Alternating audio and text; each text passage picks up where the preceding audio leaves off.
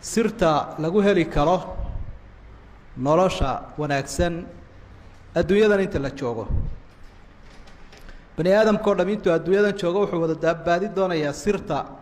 nolosha wanaagsan ee raaxada leh jaamacad Mareykanka ku taalo Harvard la yiraahdo ayaa waxay raadinayaan 75 sanadood ma hiya alxayaatu saciida baaxifiin badan baa loo diray daraasad badan baa la sameeyay sirta nolosha wanaagsan way wadeen oo waxay yiraahdeen التعامل الحسن مع الآخر وددكو si wanaagsan aad ula noolaato si aanad xiriir u dareemin laakiin islaamkeenu waxa wax ka caamsan buu sheegaya sirta nolosha wanaagsan oo dhowr iyo 10 sifo halkan ilaahay uu ku sharxay laba arimood bay ku soo ururayaan bacda imcaan an-nadari fiha wa xiriirka ilaahay oo aynu wanaajino iyo xiriirka adoomaha ilaahay inuu si wanaagsan ula xiriirno iyo xiriirka adoomaha xiriirka ilaahay waxaynu ku wanaajinaynaa laba arimood xiriirka adoomahana waxaynu ku wanaajinaynaa laba arimood aayaduhu intaasi ku soo ururayaan 14 aayadood dhowr iyo 10 sifo xambaarsan labadaasi ku soo ururayaan ilaahay xiriirkiisa waxaynu ku wanaajinaynaa koobaad inaynu u rumayno rumayn wanaagsan oo saafi ah tawxiid khaalisa inaynu ilaahay waxidna subxaanahu wa tacaala oo inaan cidna barbar gelinayna kaliya aynu rumayno waxa u taagan cinwaanka walladina laa yad'uuna ma'a allahi ilaahan aakhar ilaah kale ma barbar geliyaan ilaahay subxaanahu wa tacaala wuxuu ilaahay leeyahay rumayn oo dhan isaga siiyeen waxaynu rumaynaynaa ilaahay khaaliq wax kasta oo uu leeyahay inaanu makhluuqu la barbar gali karin taasoo bani aadamku ay ku halaagsameen in badan waxaynu ku wanaajinaynaa xiriirka ilaahay inaynu kaligii caabudno walladina yabituuna lirabbihim sujadan wa qiyaama waa dad habeenkii u taagan muuminiintu cibaaday u taagan iyagoo marna sujuudsan marna taagan waxay ka turjumaysaa cibaadadan habeenkii aynu gudanaynaa adoonku inuu daakir yahay oo qaafil ahayn inuu ilaahay xusuusan yahay oo aanu ilowsanayn subxaanahu wa tacaala qof ilaahay ilowsan ayaa habeen soo kici kara ama habeen cibaadaysan kara sawku waa dadku ku mashquulsan waxay naftu doonayso waxa ilaahay xiriirkiisa ku wanaajinayaan subxaanahu wa tacaala awliyada ilaahay inay kaligii u tawaaducaan isu dhul dhigaan adoomo kibra ma aha وعباد الرحمن الذين يمشون على الأرض هونا ما هدد كبرسن أدونك كبرسن أما ددك كبرا وضد أنا اسكو كالصونين قفك هدو اسكو كالصوني هاي ما كبره مركان ولاهي كو كالصونين النفتي سأنا كو كالصونين أيا وحو يساقا كان ديغا يا وحان وهين مركاسو البحن ما كدايا قبيالده يفانك نفتيس يددك أو حقره لكن هدو قفكو كالسوني ها نفتي سوكو كالسوني هو اسقرياه لأنه وحو يهي رحم الله امرأ عرف قدر النفس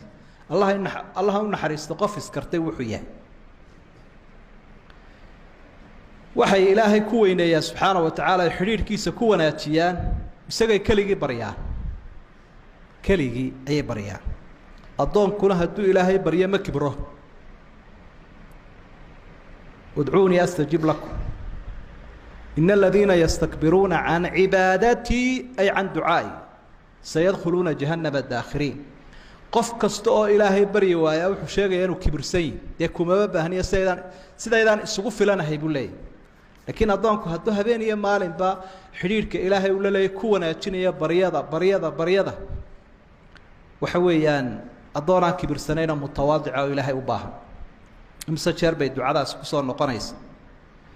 ربنا هب لنا من أزواجنا وذرياتنا قرة أعين ربنا اصرف عنا عذاب جهنم إن عذابها كان غراما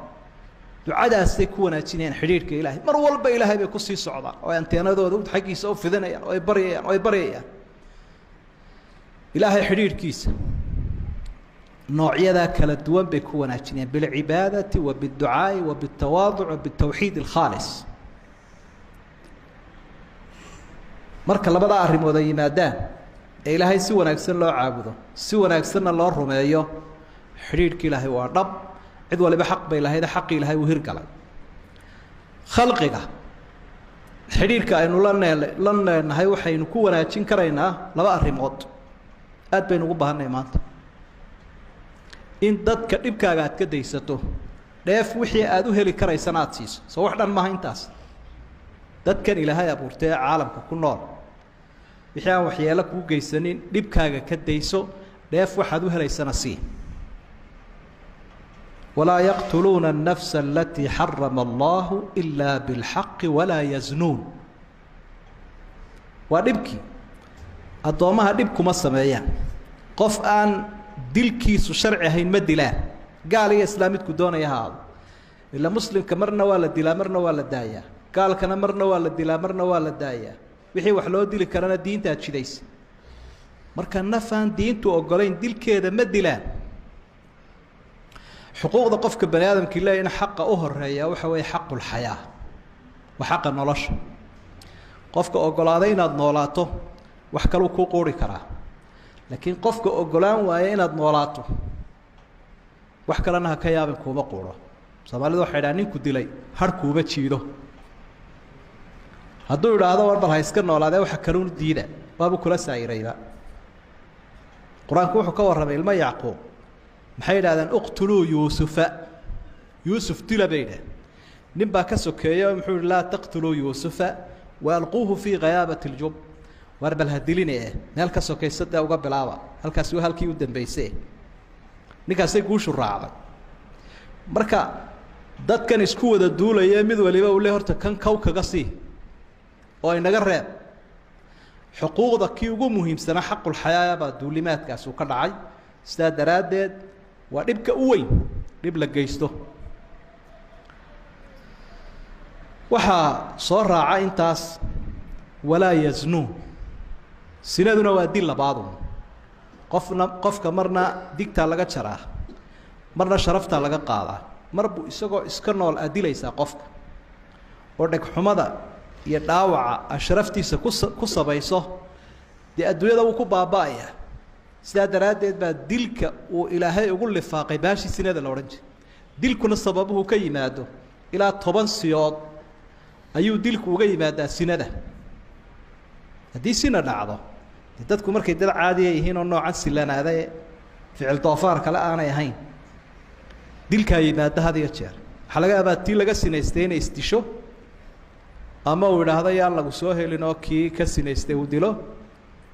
ama waxaa laga yaabaa isaga reerkoodiiba gabadha inay dilaan ama waxaa laga yaabaa labadii reer inay isdilaan ama waxaa laga yaabaa iyadu inay ilmihii disho soo wada dilun maaha waxaas cirdiga sharafta waxaa la idhaahdo waxyaabaha dila waxaa ugu badan sinada bahasha la idhahdo oo maanta aada u soo badanaysa runtii taasi waxa weeye dadka in dhibka laga daayo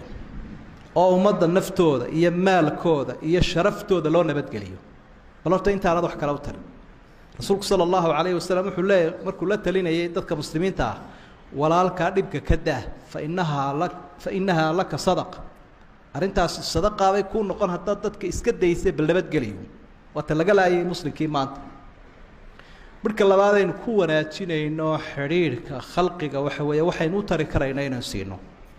rasuulku wuxuu leeyahy sala allahu calayhi wasalam khayru nnaasi anfacuhum linnaas dadkan waxa u khayr badan qofka ugu dheef badan ummadda والذين إذا أنفقوا لم يسرفوا ولم يقتروا وكان بين ذلك قواما صدق آيات الشيخ وواح بحنت marka dadkii dhibkaaga aad ka daysay dheef waxaad u helaysana waa siisay xiriirku labadaas ku wanaagsanaanaya afartan arrimood aynu soo sheegnay nimankii daraasadda 75 sano sameeyay de labadan u dambeeyay bay ku soo heleen ee khalqiga u dhaxeeyay ila iyagu ma yaqaanaan xiriir u dhaxeeya khaaliqa iyo makhluuq ee waxay ku leeyihiin xiriirkaada khalqiga aad la leedahay hagaajisaa xayaatada wanaagsan ku heli karto ila haddaad godob ku nool tahay